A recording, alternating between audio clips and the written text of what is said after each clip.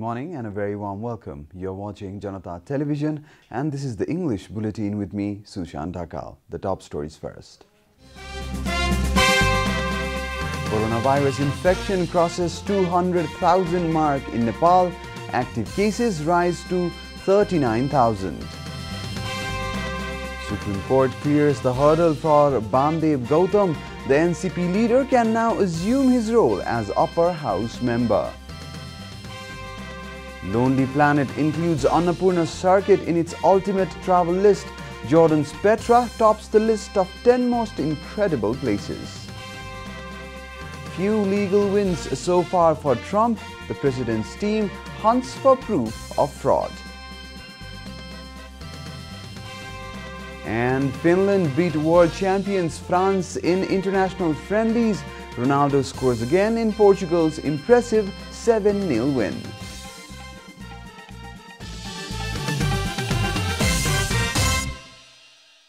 And now the news in detail.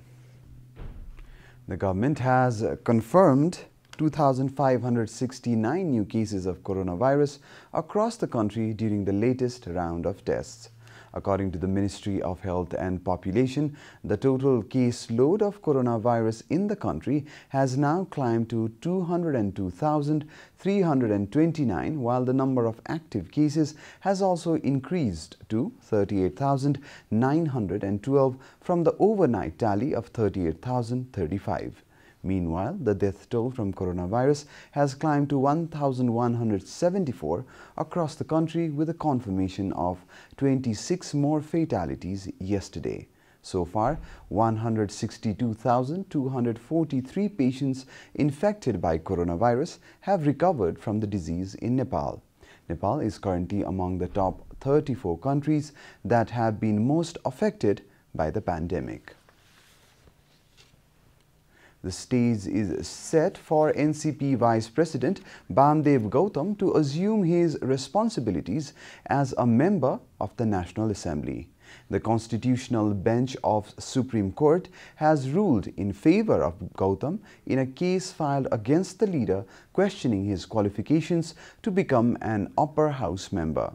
It may be noted that Gautam had lost the 2017 parliamentary election but was recently appointed as a National Assembly member by the President under pressure from the ruling party. The Supreme Court has also overruled an interim order that bars Gautam from becoming a minister. The latest verdict of the Constitutional Bench has paved the way for Gautam to assume his role as a National Assembly member, says Communication Officer at Supreme Court Kishore Paudel. Earlier, the Supreme Court had issued an interim order to put on hold Gautam's appointment as upper house member, but the latest verdict has made the interim order void. Gautam was appointed a member of National Assembly on September 17th upon the recommendation of the Council of Ministers. The Central Committee meeting of Nepali Congress has been postponed once again. The meeting, initially called for Thursday, has been postponed till Friday, NC informed. The next meeting of NC's Central Working Committee has been scheduled for Friday afternoon, Chief Secretary of Central Working Committee Krishna Prasad Paudel informed. The meeting had to be postponed as Deputy President Bimalendra Nidhi and former Joint Secretariat Krishna Prasad Sitaula remain in home isolation, Paudel further informed. During a COVID test conducted some days earlier for convening the Central Working Committee's meeting, security personnel of both leaders had tested positive for coronavirus. Finance Minister Vishnu Paudel has said motivating and cultivating confidence in private sector is necessary to boost the country's economy. During a meeting with the office bearers of Nepal Chamber of Commerce yesterday, Minister Paudel acknowledged that economic development cannot be achieved without private sector's involvement. Minister Paudel acknowledged that the role of private sector is crucial to counter the challenges created by COVID-19 in the economic sector. Private sector can enormously contribute to uplift the economy, create employment opportunities and increase production, Minister Paudel added. The government therefore stands firm in its role of creating a suitable environment so that everyone could contribute from their side to build a stable national economy despite critical times, Minister Paudel reiterated. Similarly, Minister Paudel stated his attention has been drawn towards all programs announced by the government that have not yet been implemented. Chairman of NCC, Rajesh Kaji Shrestha, demanded the government to increase revenue rates. Decreased revenue automatically contributes to increased investment, Shrestha said. Lonely Planet, one of top travel guide websites in the world, has included Annapurna's circuit among the world's top 10 most incredible travel destinations. In its ultimate travel list, Lonely Planet mentions that Nepal offers golden temples, charming hill villages, jungle wildlife watching, and the incredible walk around Nepal's Annapurna Massif, which has long been considered one of the world's great treks. The scenery is mesmerizing and the sense of journey is psychologically satisfying, starting in rice paddies and climbing through yak pastures before crossing the mighty snow-bound Thorongla Pass, says the website. It's everything a good trek should be: challenging, majestic, and inspirational. And at the end of the day, some of Nepal's best lodges offer hot meals, apple pie, and pots of milky tea, Lonely Planet added. However, it is the side trips that make this a truly great trek, notably up to Tilicho, up to high-altitude Tilicho Lake, or to the village of Nagawal, where terraces offer views of snow-capped peaks just across the valley, the website further writes. The Annapurna region, which lies in Gandaki province, is home to 14 mountain peaks above 7,000 meters. It also boasts 8,091 meters high Annapurna 1, which is the world's 10th highest peak. Lonely Planet has placed the enigmatic lost city of Petra of Jordan as the topmost places to visit in its ultimate travel list. Prime Minister KP Sharma Oli, who had reached Sangkhwa Sabha to monitor various projects and border checkpoints yesterday, observed the much talked about Arun 3 project site. Prime Minister Oli inspected the Arun 3 project after monitoring the Kima Thangka border crossing with China, the Koshi corridor connecting Nepal, India and China, and the border security post. The head of the project has informed Prime Minister Oli that 40% of the work of the project has been completed so far. Prime Minister Oli and Indian Prime Minister Narendra Modi jointly laid the foundation stone of Arun 3 on April 11, 2008.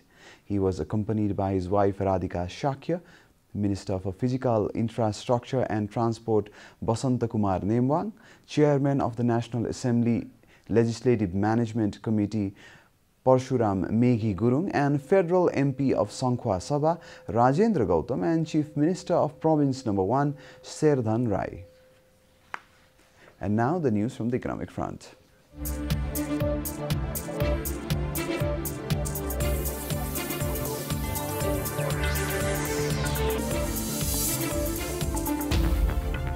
The stock market index crossed 1,700 points on Wednesday, the fourth trading day of the week.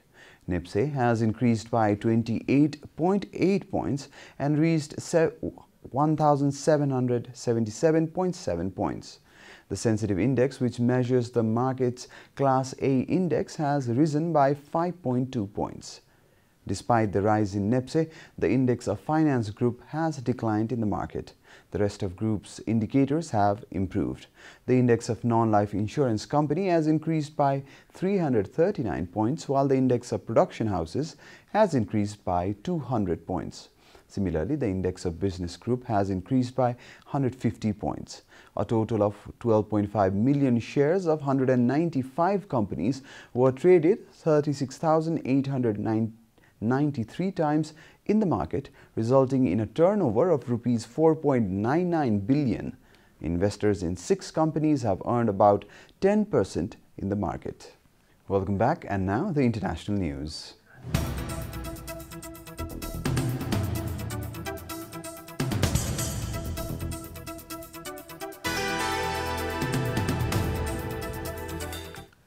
A barrage of lawsuits and investigations led by President Donald Trump's campaign and allies has not come close to proving a multi-state failure that would call into question his loss to President-elect Joe Biden.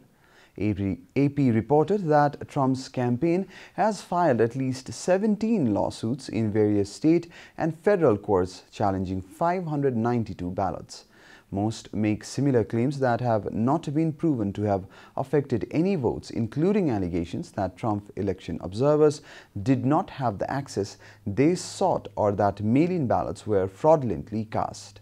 Trump has not been so cautious, insisting without evidence that the election was stolen from him, even when election officials nationwide from both parties say there has been no conspiracy.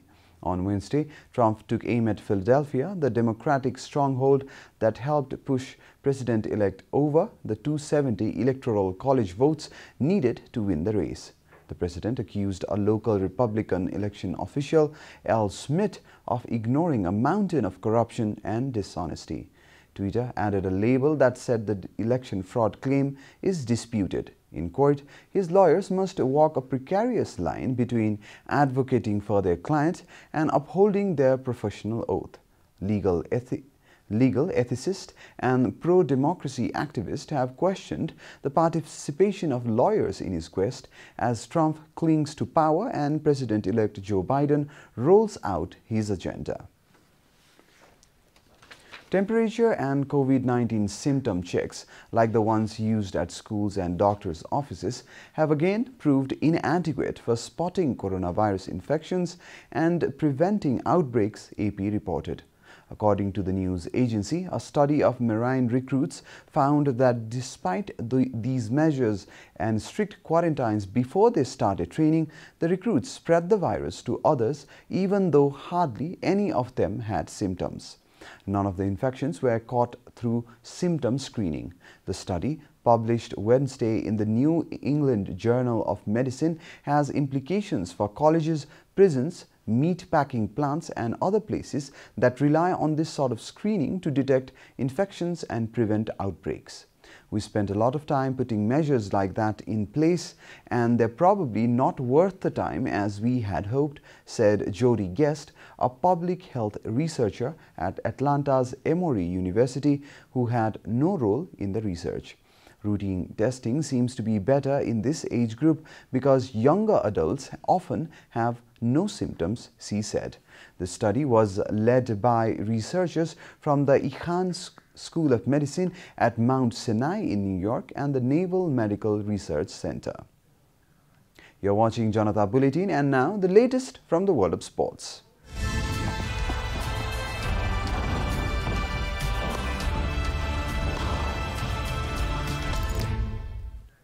A star-studded world champions team have been defeated in the hands of Finland by 2-0 in the international football friendly yesterday.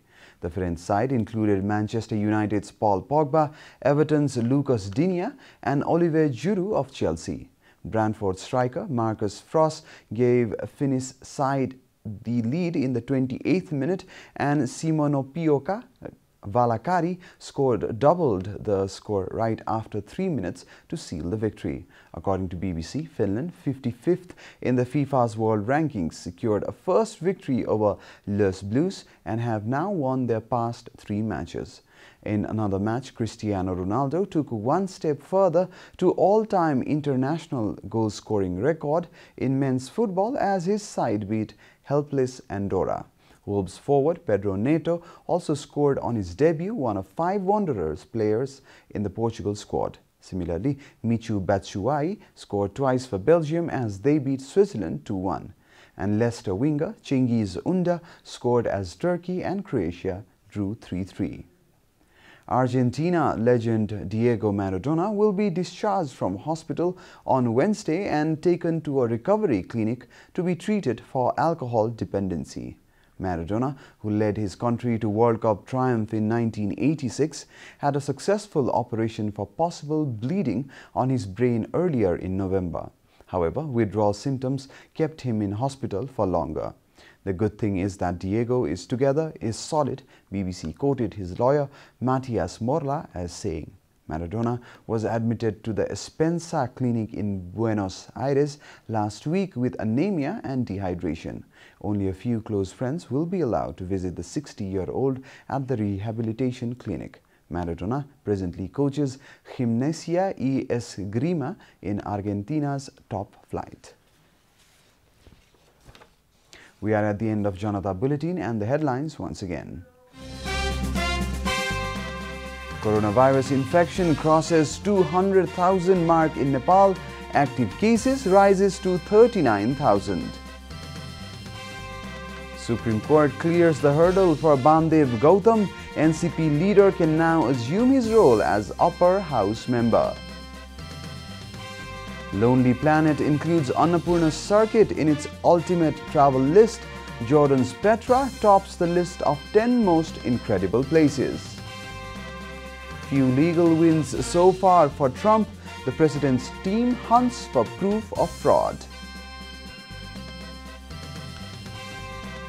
And Finland beat world champions France in international friendlies. Ronaldo scores again in Portugal's impressive 7-0 win.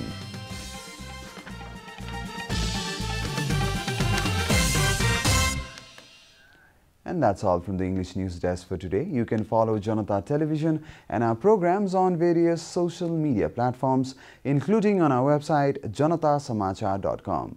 Keep watching Janata Television. Namaste.